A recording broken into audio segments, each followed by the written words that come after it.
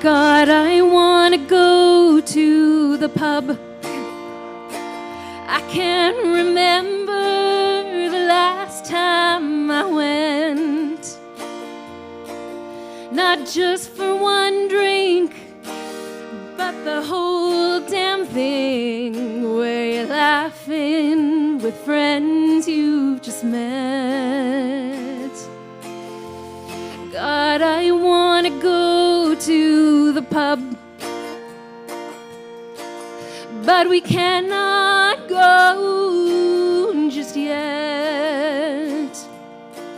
If Ireland can do it, then so can we. Let's not do something we will regret. I miss my favorite bartender and karaoke too. I miss the walk home just after 2. Although I'm gonna be honest, if I'm having a night, me and my friends, the bar is closing, we're getting in a cab, we're going to Denny's, I'm getting a Grand Slam and a milkshake, and then I'm going home. But lyrically, this just made more sense. And though I feel lonely and being home makes me blue, I do what I need to do. I want to go to the pub, but delivery and Star Trek TNG and playing The Witcher 3 and having a cup of tea with my baby will just have to do.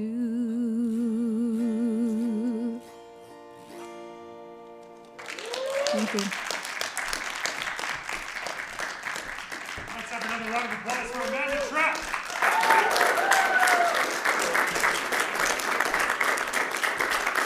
And welcome to Season 4, Episode 1 of The Last Sunday!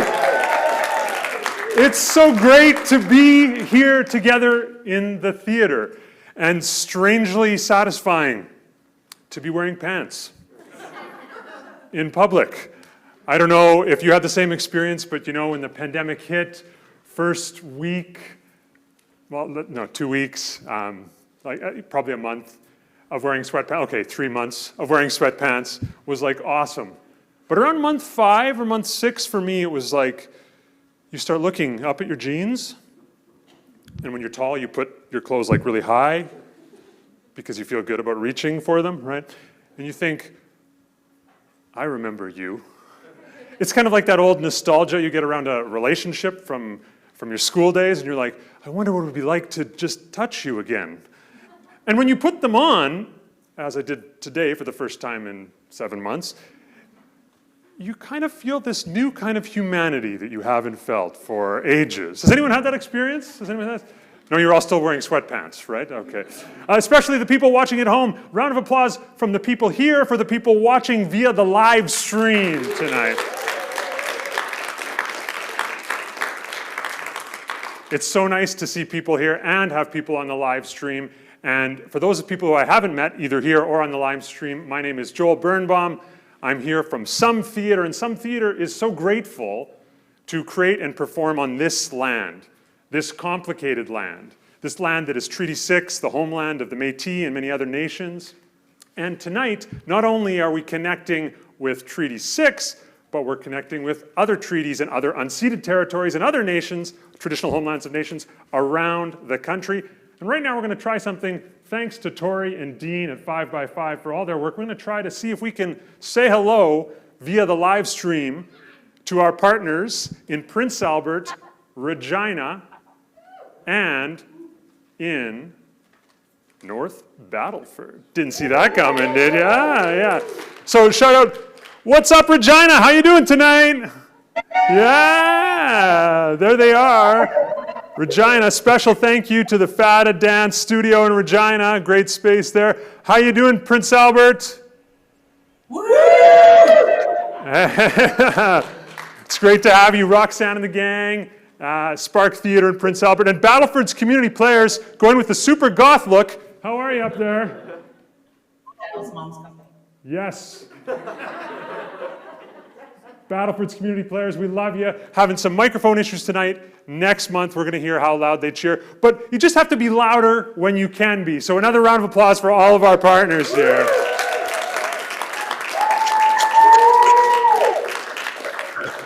We want to connect the theater communities across the province, just like you've helped us connect with people here in Saskatoon. Who here has not been to a Last Sunday before? Yeah?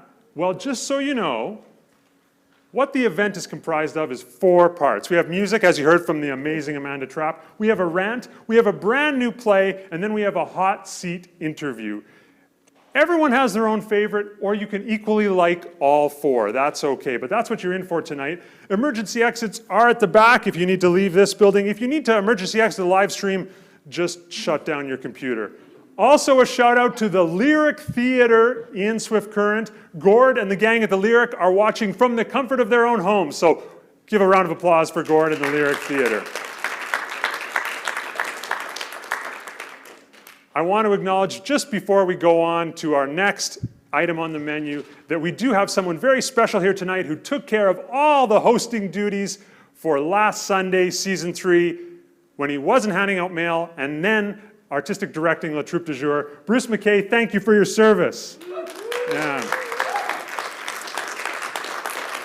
So without further ado, let's move on to the rant portion of the evening. For those of you that have been to a Last Sunday before, I did ask who hasn't been here before. Who's been to a Last Sunday before? Yeah, nice to see you back. Repeat offenders are very important to the theater. The rant is the most unpredictable element on the menu.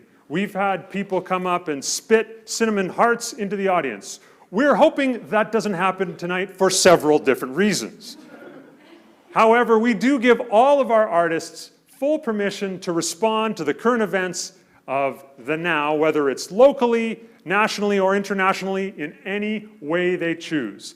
So please put your hands together and welcome our first ranter of the season, my friend and yours, Manuela Vel Castro, who also goes by Comandante Castro, for the first rant of season 4. Manuela.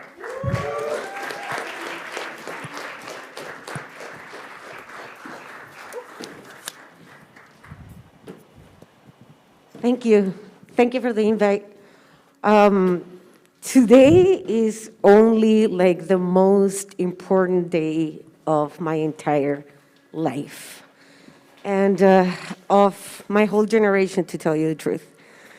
I'm Chilean, and I was born in 1974, so a year after our presidential palace was bombed with the support of the USA in 1973, that killed our democratically elected socialist president, Allende. So I was born a year after that, went with my parents into exile, came back, grew up in a dictatorship that lasted 17 years, meaning 17 years in which political parties were banned, unions were banned, no elections, obviously, dictatorship, right? We got out of that dictatorship because the people went out in the streets and demanded that we had a referendum, which we had in 1988, and we kicked the dictator out.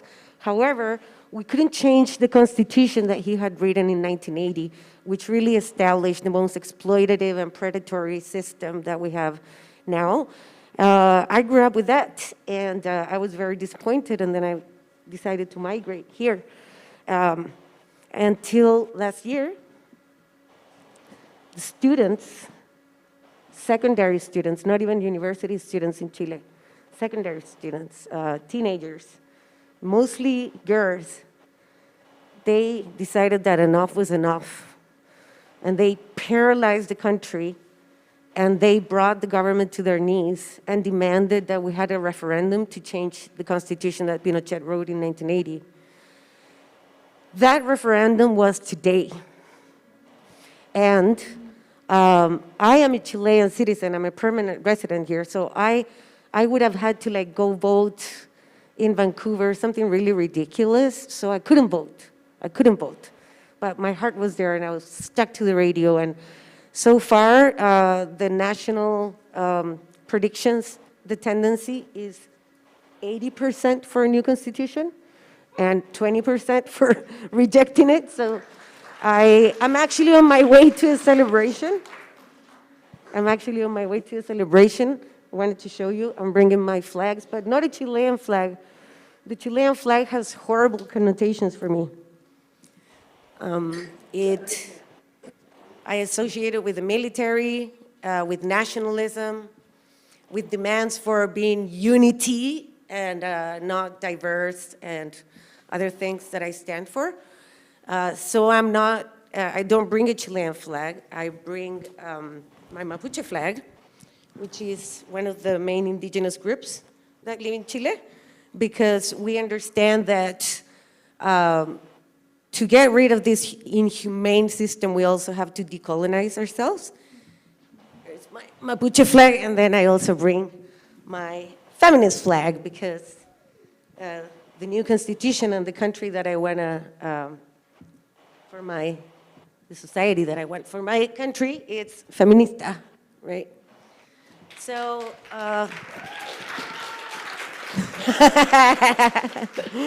yes, so it is honestly, I'm just here to tell you, don't take for granted your democracy. Don't be a jerk and say like, voting doesn't change anything.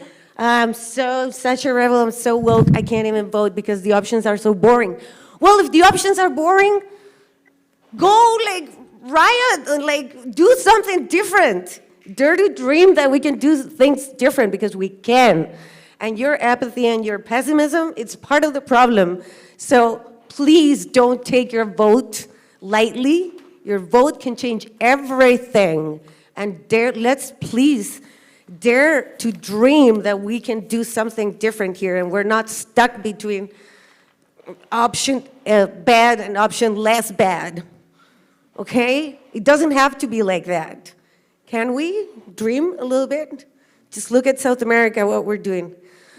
I was a little bit nervous because I'm not like a spoken word person, more like an agitator. But yes, I think that's what I wanted to say, that I'm here to tell you that you need to get off your ass and vote you need to vote them out. You need to vote out the people that are doing harm to our communities, the people that are not supporting what our communities need, the people that is it still normal that out of 100 women that are in prison, 95 are indigenous? That sits well with you? It doesn't sit well with me. It doesn't sit well with me. And I don't think it's because indigenous people are, fucked. I don't think I think this is all perpetrated and we have the opportunity to change it. And if we don't, shame on us. But again, I can't vote. So I can only get on the soapbox and tell you to vote. Please, please vote.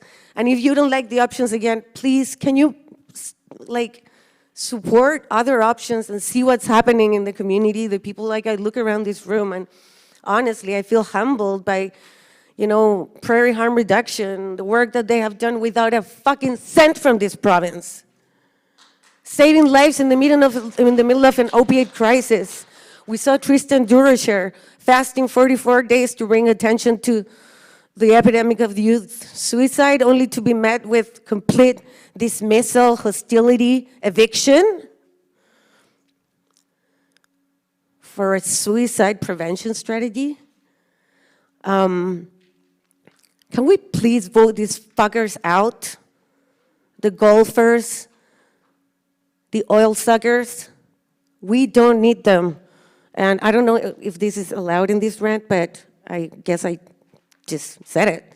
But yeah, and if you don't like what I'm saying, well, find your own microphone and get here and we'll argue and have a discussion. Because this oppressive culture that you can't have any differences of opinion or it's inappropriate or rude has to go too. We're going to change it. That's old Canadian culture. The new one looks like this. Has accents, it's loud, and doesn't give a fuck. Thank you very much.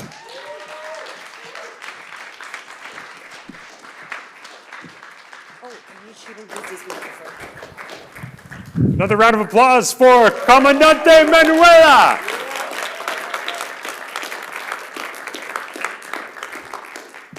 If her rant wasn't enough to implore you to vote, I'll have you know I did vote in the advance polls. Has anyone else gone to the advance polls? Yes? Yes, good for you for voting, exercising your rights, standing up for democracy. You also get a free pencil. This year only. Did anyone opt to keep the pencil out there? Yes? Yes, a few people. Yes, yeah. Smart call, smart call. So Saskatchewan democracy, hard at work, free pencils for all, for all. Let's bring back out our musician for the evening, Amanda Trapp. Round of applause, Amanda.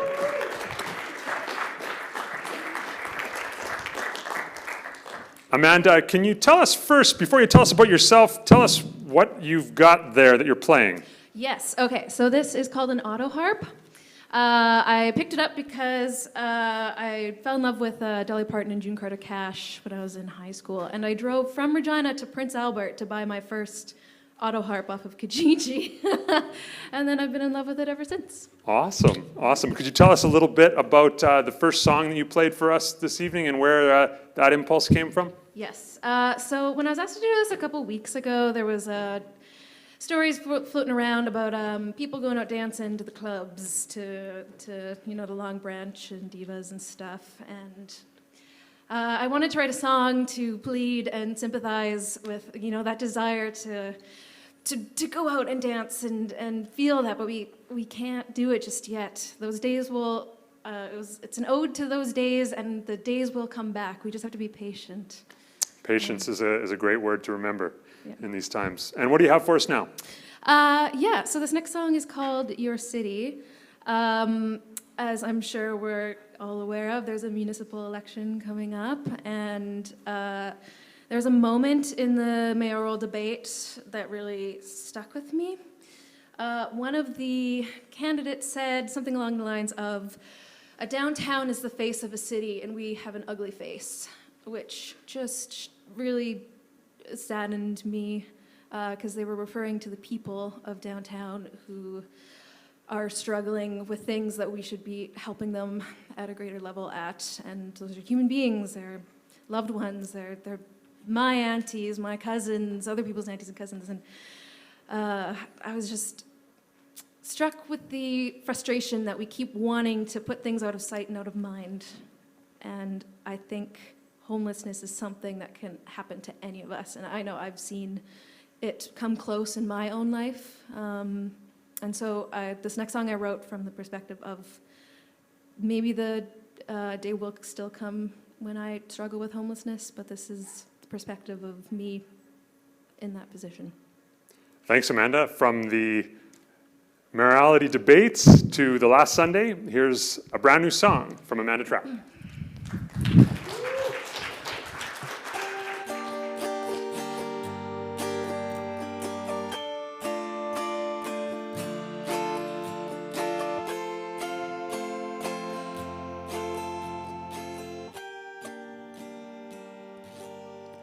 Watching you go past me with your eyes to the ground.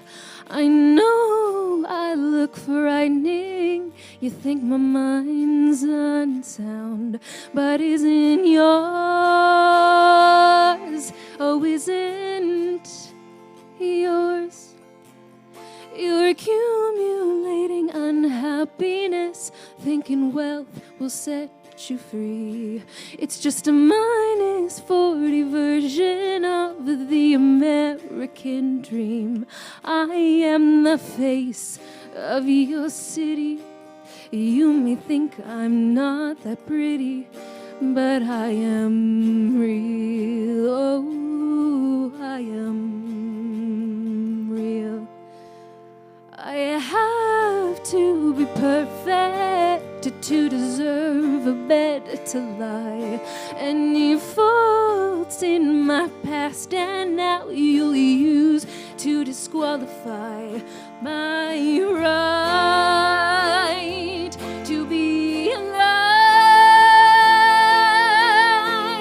Push me to the fringes to deceive your children and you. That society is just and fair and that the good get their due. It's a lie. It's a lie. I am the face of your city. You may think I'm not that pretty, but I am real.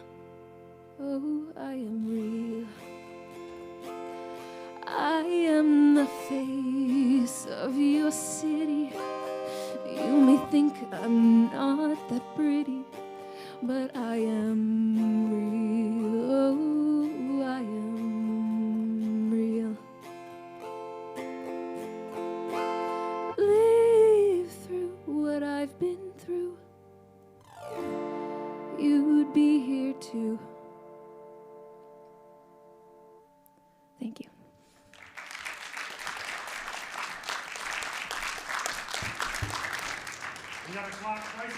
Social distance, Man to Trap on the auto harp. So if we can go to Regina, Dean, we'd like to check in with Judy and the gang at Some Theater Regina, who are watching at the Fata Dance Studios. Thanks to Amber at Neutral Ground, as well as Marion Donnelly for helping out set up the... There they are in Regina. What's up, Regina? Now, everyone at Some Theater Regina has been filling out cards as they walked into the Fata Dance Studios talking about answering the question, what is the hottest issue in Regina? So, Judy, are you there? Can you tell us what some of the people in Regina are thinking about and feeling about today? Hey, Joel. Hey, everybody in Saskatoon and elsewhere in the province. We're so happy to be joining you in this way. And when everyone gathered here, I was walking in tonight, I asked them the question, just as Joel said, what is the most pressing issue facing Regina? And here is what my fine friends here decided to share. Not enough empathy, racism, unaware racism, disconnect, people keeping their blinders on, racism and lack of action and leadership to combat racism, lethargy, poverty and neglect, and rigidity. These are our most pressing issues. Wow, Judy, we don't have any of those here in Saskatoon. You should just take a drive up the 11, and we're super flexible, not rigid at all, and no racism. Oh, right. That's milk and honey. Great to have you. A round of applause for everyone that gathered at Fata Dance in Regina. We'll be checking in with North Battleford and PA in future months and future episodes, and hopefully down the road, maybe we'll have a musician from one of those cities, a ranter from one of those cities, playwrights and actors from one of those cities, as we work to try to create a network, create a space of community across this province. And we could not do this without generous support from our public funders. So the biggest round of applause of all goes to the Canada Council for the Arts, Sask Arts, or SCARTs as I like to call them, and the City of Saskatoon, who give us money to do what we do. Round of applause for those funders.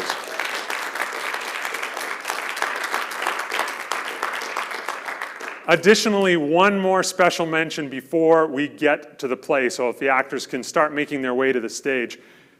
There is one individual out there, he's watching from the live stream tonight, who made the live stream possible. And I'm talking about Dr. David Edney. For those people that don't know Dr. David Edney believes in theater and he believes in big ideas. And so we knew we had to do a live stream to make the last Sunday accessible to people that didn't feel comfortable coming in person to the theater as you did tonight. But then we got thinking, what if we had sponsorship to be able to do a live stream and connect in this way, as we just heard from some theater in Regina, to communities across the province? How great would it be not only to connect with them, but to involve them in making art, and eventually down the road, not only will we have them producing and creating art for the last Sunday, but how great would it be if we could tour each other's work to the cities around the province? Not the model where the big theater takes their show out to the provinces, but rather a network of collaborations where we can take shows to them and they can bring shows to us. So David, I know you're watching from home.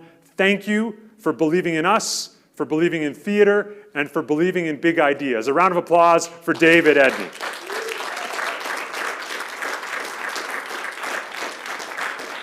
The next item on the menu is what we like to call the crown jewel of the evening, the brand new play. The newest play in the world, I would argue, unless there's someone writing a new play in Battleford, PA, or Regina right now. Here's the thing. We have given a playwright the assignment to write a 10-minute play in response to the current events of the month. This month, that playwright is none other than Yvette Nolan. And I felt very, very, very humbled by Yvette's willingness to write this play, and very, very blown away by Yvette's star power when I was taking a walk by the river yesterday, and someone called out to me, "Hey, last Sunday's back." And I said, "Yeah, great." And they said, "Did you know Yvette Nolan is writing the play?" And I was like, "Yeah, I heard." So, Yvette, you know you're big when people are calling out that down by the river. Let's welcome the actress to the stage for Yvette Nolan's brand new play, hopefully the newest play in the world, Just Breathe.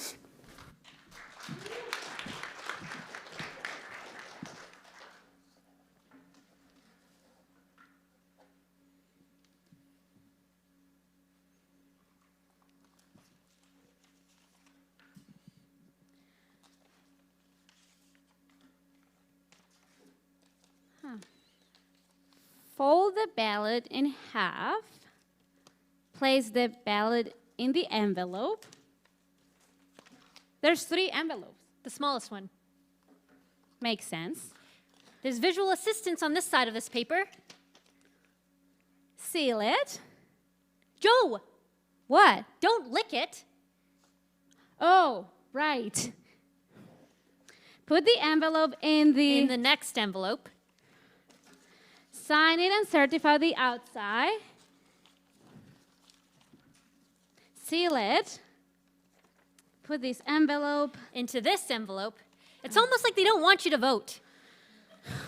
I just feel bad for all the people who have to open all these envelopes inside these envelopes inside the envelopes. Especially if all the COVID voters licked their envelopes. Oh. Don't worry. It will be at least 72 hours before anyone except the postie touches those envelopes. If it even gets there. What do you mean? Address, postage, and I see the postie every day. In Vancouver, the smoke was so bad that the postal service did not deliver for days. That was Vancouver in the summer, next door to fires in California. And Oregon. And Oregon. And Washington. Yeah. The point is, this is Saskatoon in the deep, dark days of autumn. What about a blizzard? Joe, there will be no natural disaster that will keep your ballot from getting delivered. How can you be so sure, Taylor? I just am. How can you be so sure about anything? I am not sure about anything anymore. I am not sure if I will have a job in 6 months, or I am not sure if my racing heart is anxiety or a heart attack, or if the pain in my leg is blood clot because I am a long hauler. Joe! I am not sure I will ever see my mom again. Okay now, you have to breathe. Not like a rabbit, like a lion. Good. You know, my yoga teacher said, she said we are all breathing up here. And we all have to work to breathe all the way down. You went to yoga? Online yoga. I do online yoga. Breathe. She said we have to do things to calm the nervous system because we're all living in high anxiety. Now breathe. Hey, Joe. Hey, Taylor. What you doing? Just voted and now we're breathing. Provincial or municipal? That bad, eh? That tough, eh? That was my provincial ballot. Ah. Where's my municipal ballot? Joe, just breathe. How'd you vote? NDP? None of your business. You didn't vote for the status quo, did you? For a couple of nickels thrown at your power bill? Or you're not diabetic, are you? No. Why? Expanding the insulin pump program benefits maybe 400 people. So you did vote Sask Party. A person's vote is private. Joe? I have a mother Lucky you. Danny. in a long-term care facility. And You did. You voted Sask Party. if the government is going to hire more long-term care aides, You voted for the status quo. You what? Give me that. Joe, Taylor, a person's vote is sacrosanct. Who do you think you are? The POTUS? we need a strong recovery plan if we're going to come back from this virus. These are all Band-Aid solutions. The system is broke. Danny- Broke. Danny, I think you need to breathe. The NDP committed to care aids to you, Joe, and doctors. Doctors would be good. My doctor quit in the middle of the pandemic, and the only 2 doctors taking patients in Saskatoon are not appropriate. Wrong gender? No, I don't care about gender. But one lost his license for 9 months for sexual inappropriateness, and the other is an evangelical. Like a faith healer? No. He's a real MD, but I just like to keep my religion and my science separate. Do you have a religion, Chris? No. Anyway, I'll vote for more doctors, for better health care.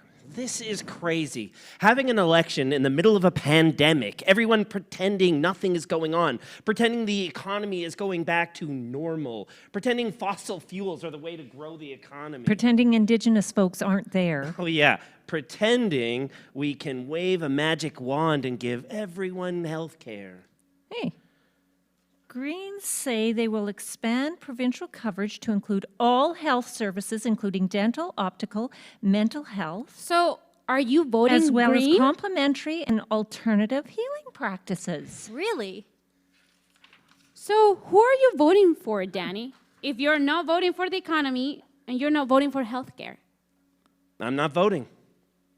Didn't you hear me? The system is broke. How is that helping? Not voting at all? How is voting helping? Nobody is addressing the things I care about. Justice, equity, reconciliation, environment, climate change, the arts. Not exactly a burning election issue. Why though? Why isn't it a burning election issue? Well, we are in the middle of a pandemic. People are dying, businesses are closing, and the arts is Don't just... say luxury. Don't say frill. Yeah, the only mention of arts I can find is $150 a year per child, or $200 for a child with a disability to cover the cost of participating in sports, arts, or cultural activities. Wow. Oh, and the NDP say they value the importance of the things that make life good, including the arts, culture, sport, and time with family and friends. Oh, well, that's a comfort. You have to admit, Danny, that in the middle of a pandemic, the arts are not really a priority. Oh, really, Taylor? And what did you do throughout the lockdown? Joe? Chris? I watched Netflix. And the National Theatre. Opera at the Met. Dialogues of the Carmelites. What? So you like to keep religion and science apart, but you're okay with religion and art? It's about revolution and being martyred for what you believe in. Remember the opera singer on the balcony in Italy? Nessun Dorma? Never mind Italy. That symphony Toronto, I think really early figuring out how to play together and put it on YouTube. Appalachian Spring, TSO. Yeah, that was March 22nd. Then the Martha Graham dancers danced to it. Really? I didn't know that. Blue Rodeo and hundreds of Canadians doing Lost together. And if we're lost, Then we are lost together. Oh, hey guys, I don't think we're supposed to sing. Watched a lot of musicians online. Kathleen Edwards, Alyssa Cara. Bublé and the Bird Naked Ladies. Oh yeah, with that Mexican singer. Yeah, Sofia Reyes. Lizzo. What? Oprah and Lizzo. Lizzo is a classically trained flautist. I watched a lot of bad plays, But you watched them. always hoping they would be good. Just like in the theater. Every time the lights go down, hoping. Sometimes they weren't bad, just Zoom, you know? The point is, in the middle of a global pandemic, you went to the arts for comfort. To film, to music, to theater. You watched bad plays. You watched people isolated from each other, making art together. And who will be the last to come back in this brave new world? Don't tell me the arts are a luxury. The arts has kept us breathing through this. Guys? The news is saying there could be a snap federal election. Joe, just breathe. Shit.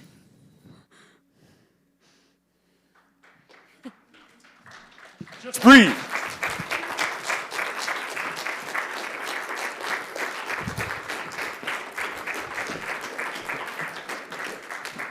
Just Breathe by Yvette Nolan, directed by Judith Schultz, featuring Megan Zong, Julissa Campos, Joshua Beaudry, and Cheryl Jack. Round of applause for the actors.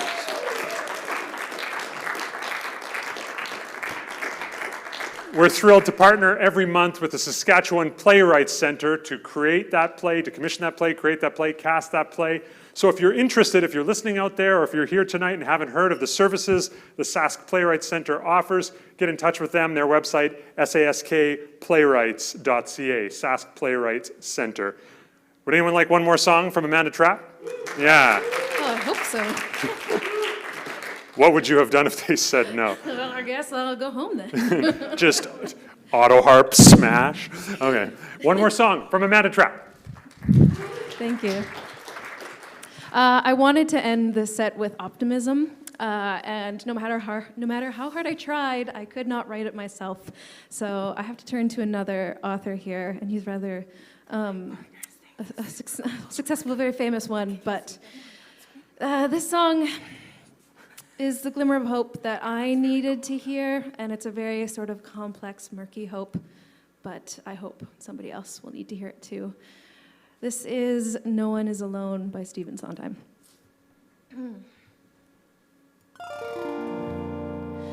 Mother cannot guide you. Now you're on your own. Only me beside you. Still you're not alone. No one is alone. Truly no one is alone. Sometimes people leave you halfway through the wood. Others may deceive you. You decide what's good. You decide alone. But no one is alone. Mother isn't here now. Who knows what she'd say? Nothing's quite so clear now. Feel you've lost your way. You are not alone. Believe me, no one is alone. Truly, you move just a finger,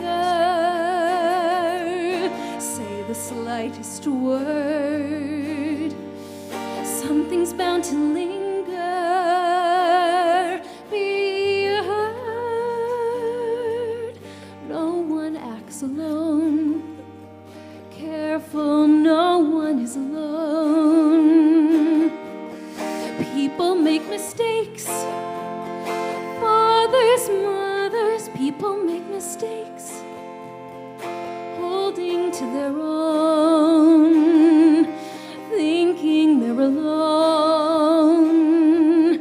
Honor their mistakes. Everybody makes one another's terrible mistakes. Witches can be right, giants can be good. You decide what's right, you decide what's good. Just remember,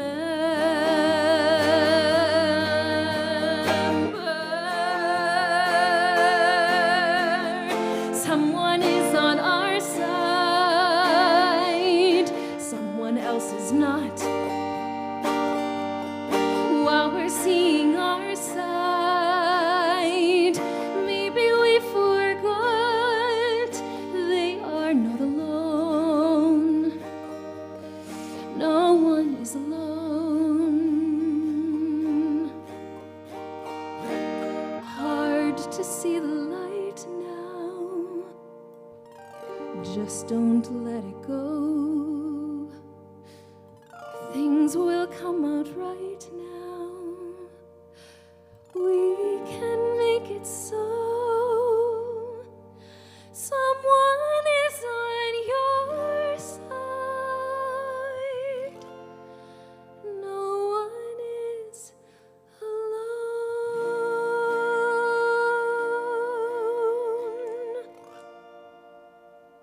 Thank you. Thanks, Amanda. Another round of applause for Amanda Trapp.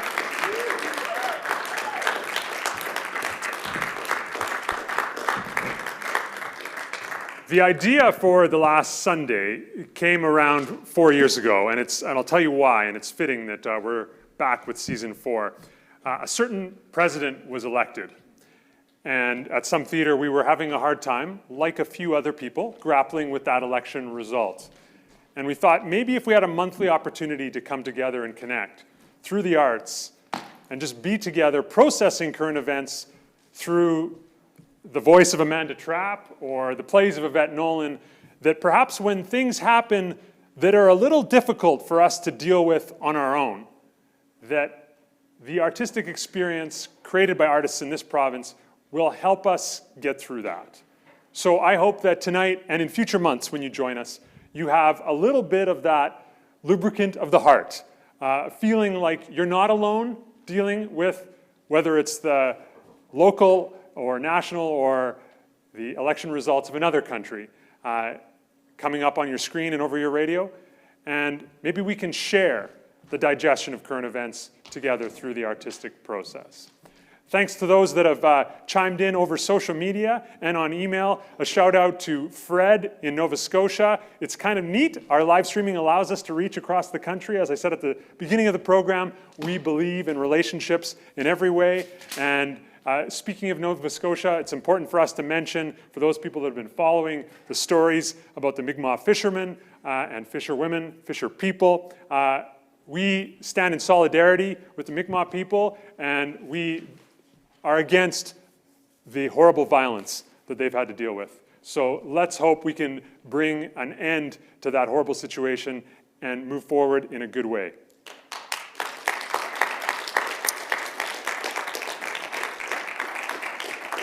Last but not least this evening, we have the hot seat interview. We call it the hot seat interview because we rig a heating pad in the chair in advance of the show, and it slowly warms the interviewee's buttocks as the interview goes on. Unfortunately, last time we screwed it up and it was on my chair. But no, jokes aside, it's a hot seat interview because no matter what the issue is, we need to hear all sides of it. And so whether it's someone that we know very closely who's been in the news or someone we don't know at all, we invite them to come and get to know them and tell us a little bit about them, and also tell us about the work they're doing, and we get a chance to ask them questions. So both out here in the audience and at our remote locations via live stream, have a think of the questions you might want to ask our hot seat interview subject, Mr. Jason McCurdy.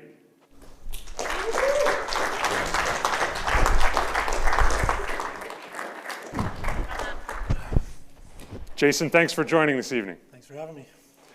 First off, as I said, we like to get to know you before we get to know the work you do, and very important work you're doing. Don't want to belittle it all, but do want to talk about you personally, and oftentimes the best way to get to know someone is through food. And so, popcorn aside, what's your favorite vegetable? Cucumbers. Cucumbers? Yeah. And why is that? I don't know, they're crunchy, they're delicious. It's like eating a glass of water. 95% water. Yeah. Instant kidney cleanser. Yeah. If you haven't heard that song, check it out. It's a wicked tune on reggae tune on YouTube.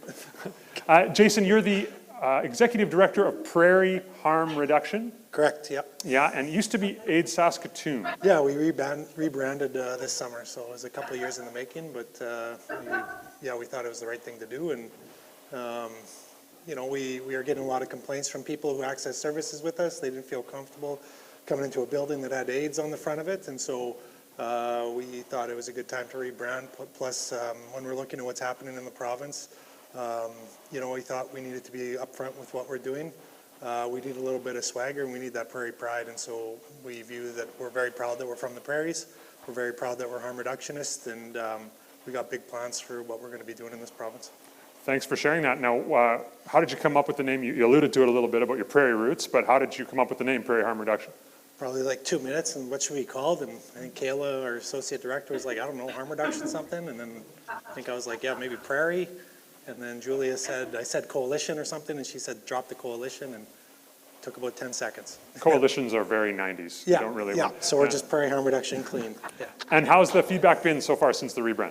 It's been amazing. We launched an online store as part of our effort to fund our consumption site, and we've sold out of our clothing. For the most part, we got a new line coming out in a couple weeks. We've done something that I think people thought impossible, which was we made harm reduction a fashion statement on the prairies. People want to be associated with us. People want to be associated with our work. They like our brand of advocacy, which is basically talk a lot of shit and take no shit. And it seems to be working out for us because communities backed us way more than we were expecting.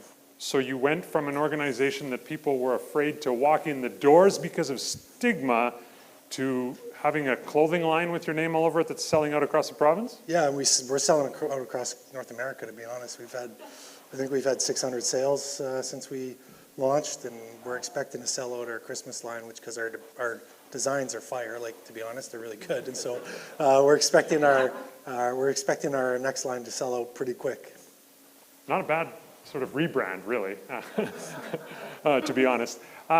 We have time for questions, so let those percolate in your head, both live audience members here and live audience members elsewhere.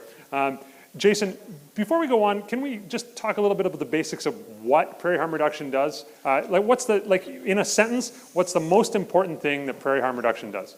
We give people a space that they can feel safe in, they can feel supported in, and they can be themselves in. And why is that important?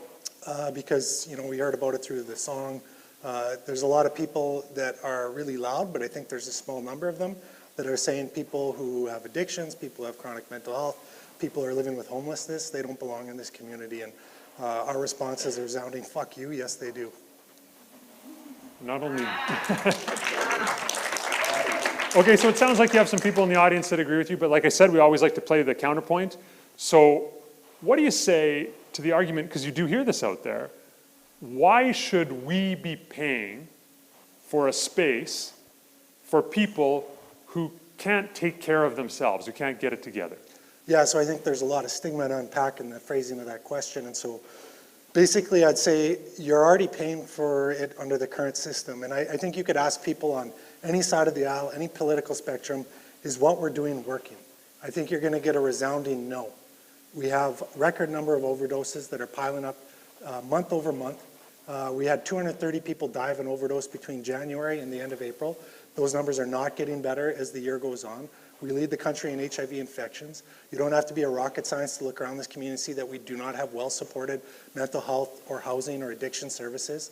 And At this point in time, we're paying for it. So people who use injection drugs, for instance, cost the healthcare system in Saskatoon alone $3.2 million in hospitalizations. That's not including offshoots where they can get support in places like Sanctum Care Home or anything like that. That's just in hospital. They're costing them that. Plus every HIV infection, which we lead the country in HIV infection rates. We're the only place in Canada that the reason for HIV infection, the main reason for HIV infections is through shared drug equipment. Every one of those infections is $1.3 million over the course of their lifetime. Research has shown that a consumption site based off limited hours, which we're operated on, can prevent 15 new HIV infections a year. That's a cost savings of over $18 million a year that we can produce. Not to mention the people we keep out of hospitals and the people we connect to additional services like housing and addiction support, mental health support. So we're already paying for it. The system clearly doesn't work. It doesn't matter who you talk to. Everybody agrees the system doesn't work. We have we have a harm reduction model right now in Saskatchewan that is really focused on the abstinence-only addiction, addiction treatments facilities. Not everybody's ready for that. Well, and it's clear that there's millions of dollars to be saved. Yeah. But then you still hear out there, you still hear these comments, why should I help them if they can't help themselves? Like, just strictly not wanting to help someone because they can't, pull up their bootstraps. Yeah, so I think that is a ridiculous statement. When you're looking at, if that's the case, then how would you go about helping them, right? So how would you? Would you provide them adequate mental health support? Because I got a 6-month waiting list to get one of my clients in, one. We have over 1,200 clients. Has this come up in the election to your satisfaction? I think it came up the leadership debate. We heard that the NDP were going to fund us. We heard the Sask Party considering it. At this point in time, we think it's a no-brainer. The community thinks it's a no-brainer. Since we announced what we were doing, we've had 1,000 individual donors. We have constant people dropping off food. We have people asking how they can help. We have people begging us to go down to Regina. We have people asking us to go to the eastern side of the province, the western side, northern regions, to open up consumption sites there. So at our point, this shouldn't be a side of the aisle issue. These are people's lives, and this shouldn't be up for debate. People living should not be up for debate. This is not a morality issue. This is a life or death issue. And your delicate sensibilities don't override my right to live. What would you say to those politicians that you feel, and I'm assuming here, but haven't made a commitment to continue the work that you're doing? It's a no-brainer. You need to fund us. Like we need to be funded, not just us, but when we're looking at Regina, they clearly need a consumption site in Regina. This is not going away. And if you don't have legal consumption sites like we've invested in, you're going to have illegal ones popping up in your park, in your legislative park. You're going to have them popping up in Kiwanis, like Mowasin. Do you want these sites popping up there? Or do you want it in a controlled environment that we can actually connect people and services? Because at the end of the day, people have a right to live, and you can't tell us that we have to go underground because we're done being underground. Why is it so bad right now? The COVID threw a thing for the world for a loop, closed off borders, drug supplies changed dramatically, but that's just part of it. There's research that goes back a decade plus talking to people, leading experts in Saskatchewan saying, get ready, get ready, get ready. We bought and renoed and announced the consumption site before COVID hit. This wasn't a fucking accident. Like, we knew this was coming. We know what we're doing. I've done countless policy work for this government, and I can't tell you how much more research I put into this project than any other project I've done, any other written piece of policy I've written for the government. We knew this was coming. This is not an accident. Now we're here. And inaction is so reminiscent of what happened in the 1980s with the AIDS crisis. We had morality, we had this debate, and you know what it took to actually get action? What? It took people going in the streets. Right. It took people ready to riot, to make these things happen and saying, fuck you, we have a right to live. We need that response now. People have a right to live, and because somebody says, I shouldn't help you live, fuck you. You don't have to help them. We're willing to. We just want to get paid so that I can afford my staff there because we're working crazy hours right now. If I calculated how much we got paid per hour, it'd be cents on the dollar. We put in countless hours of overtime to make this happen. And at the end of the day, we just want to be able to pay a professional to offer it, because if I can't pay a professional, then we're pulling in a volunteer. And the level of training, the level of support, all the things that people say they want to see in one of these sites, the oversight won't be there. And so If your issue is that we won't have professionals, it won't be an well-operated site, or you're worried that it's going to cause all these issues in the community, then fund us to do it. Why is the police chief supporting us? Why are 5 out of 6 mayoral candidates supporting us? Because they know this is a no-brainer. When you're actually in the community that these things are happening, everybody says it's a no-brainer. You're not going to arrest your way out of the problem. This is the second police chief in a row we've had say that. Now the police chief in Regina is even talking like that. They're saying, yeah, we need to look at a consumption site down here. There's mayoral candidates, citywide candidates down there, ward candidates that are saying that they need to look at a citywide harm reduction strategy with potential multiple harm reduction sites. But yet we can barely get the health authority to pay for needle pickup in the neighborhood. Wow, wow. What a contrast. We've got time for a few questions. Anyone in the Saskatoon audience? We'll get the other audiences up on the screen here if we can. Dean, thank you kindly. Anyone have a question for Jason from the Saskatoon audience? Yes, sir. Obviously, donating money is something that would be awesome for you, but besides straight up, here's some cash, what can the community do to help your cause? I'm just going to repeat the question, Jason, just so folks around the province and the country can hear. The question was, if I'm not mistaken, in addition to donating money, what is something that could be done by people in this community to help your cause? I think the biggest thing is getting involved and getting educated. That seems really hard during COVID. But one of the biggest things you can do right now is you can get training on an Naloxone Kit. And so we provide that training for free. We provide the kit for free. Right now, we're the only place in the province, we're the only organization in the province that if you want an Naloxone Kit, we will provide one free of charge for you. And just walk us through what's a Naloxone Kit. A Naloxone Kit is an overdose reversal drug. Okay, so if you're overdosing on opioids, you can give somebody, administer naloxone on somebody if you have the proper training, and they won't die as a result. And if you think you're not going to come across this, we just reposted a Facebook thing maybe 2 hours ago about a woman in Regina who was driving down the street. She saw somebody overdosing. She pulled over. She administered naloxone, and she actually saved that person's life. We need to normalize the talk around addictions. We need to normalize the talk around the overdoses in the community because they're no longer happening in the stairwells. They're happening behind law offices. Like, they're happening downtown. They're happening in parks. And if you think this isn't going to affect you, if you have kids or you know somebody in high school, kids in high school nowadays, they're not smoking weed. Well, yeah, they are, but that's not all they're doing. They're taking Xanax. They're taking Dilaudid. And so those drugs are often street drugs that are laced with fentanyl or carfentanil, which is going to cause them to die. So we need to normalize the talk around addictions. And the best way you can do is get a naloxone kit, tell people that you carry a naloxone kit, and then that way you're much better prepared for, sadly, what's going to be an inevitability in this city, which is somebody overdosing on a corner if we can't expand our consumption site hours. Thank you for the question. Any questions from Regina, Prince Albert, or North Battleford? More questions live here in Saskatoon? Someone in Regina. Hi, thank you. Can I ask you, Jason, Regina does need one, so give us the first 3 hot tips as a citizen here. What should we do? Just open one up, get a tent, get a propane heater, throw one down, and get some naloxone kits. If you can't get them, drive up here, we'll give you as much as you need. Like, we need to go guerrilla with this movement. Systems and organizations are taking way too long to get their fucking shit together.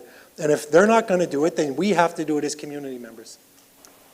Any other? Thank you. Thank you for the question, Chris and Regina. Follow-up question there, Chris, or anyone else? One more thing. Yeah. Yeah, one more thing. You said there was mayoral candidates down here who are talking about this. I haven't heard that. Would you tell us who that is?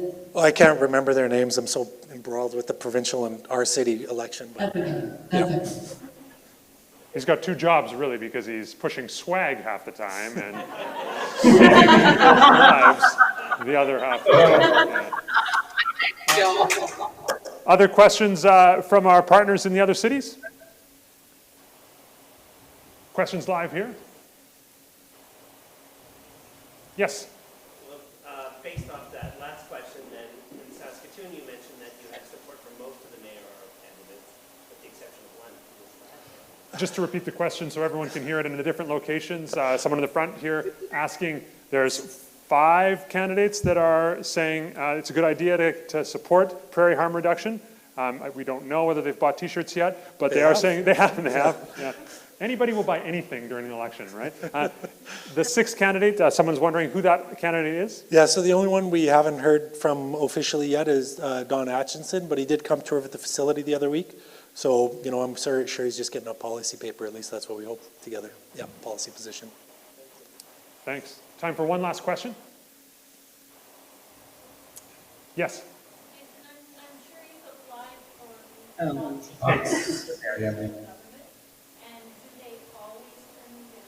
Just to repeat the question, you've applied for lots of funds from the provincial government. Do they always turn you down? What's the relationship between the provincial government and funding and you? Yeah, so I'd say we haven't applied for lots of funding. We've applied for 0.00003% of total new spending in this upcoming election that's been promised. So we've applied for a fraction of spending. But they turned us down for that. They gave us money for 2 caseworkers. And the provincial government funds our outreach services, but I think we're pretty overloaded, to be honest. And so part of what we really need is this consumption site funded. And so, we're in talks with a lot of different organizations, but we get funding from all over the map. Saskatoon Community Foundations are big supporters of ours. United Way are big supporters of ours. We even get funding from places like Mac Cosmetics, who have been funding us for like a decade. And so we get funding from all over the map. The rule of a nonprofit is beg, borrow, steal. And so, we're pretty crafty about getting it. We've just about hit our fundraising goal to run our consumption site for the remainder of the year. Now we're looking at expanding hours.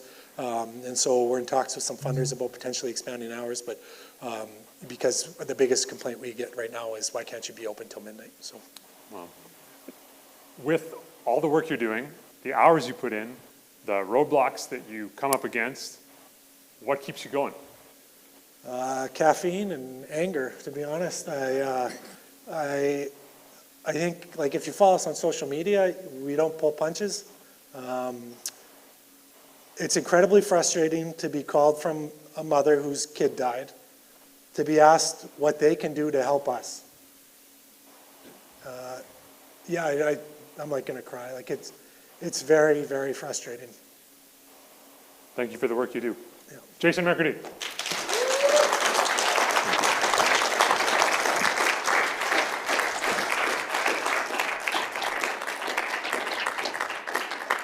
Thank you so much for being here live this evening at the Broadway Theatre. Thanks to the Broadway Theatre for having us.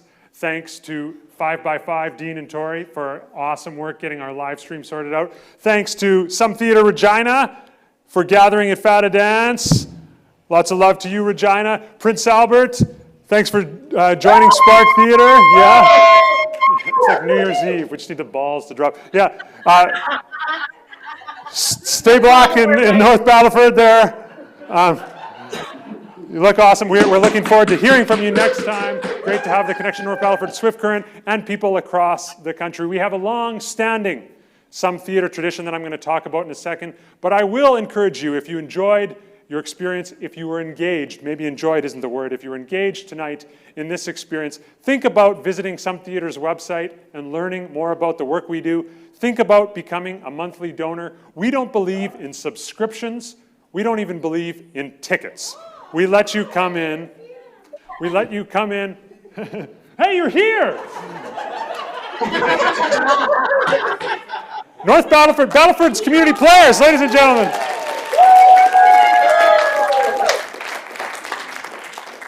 That's called the power of a reveal, right? They made us wait for it in Battleford. We love you, Battleford. We love you. We love you. I'm looking forward to having them back again, everyone back again next month. What I was going to say, though, is we don't believe in charging tickets for the work that we do. We believe in offering it completely free. We do that because of public funders. We do that because of partnerships with people like David Edney and the David Edney Fund for Theatre, but also because of your donations. By making a donation to Some Theatre, not only do you make it free for you, you make the art free for everyone. We are a charitable organization, so every month, if you make a donation on our monthly donation page through Canada Helps, you get a feel-good message on your bank statement saying, I helped out make theater free for everyone. So I encourage you to feel good every month with us. Last but not least, it's a long-standing Some Theatre tradition. since our very first Theater in the Park, that at the end of every show, we ask you to shake hands with someone who you've never met. We're going to stop that tradition.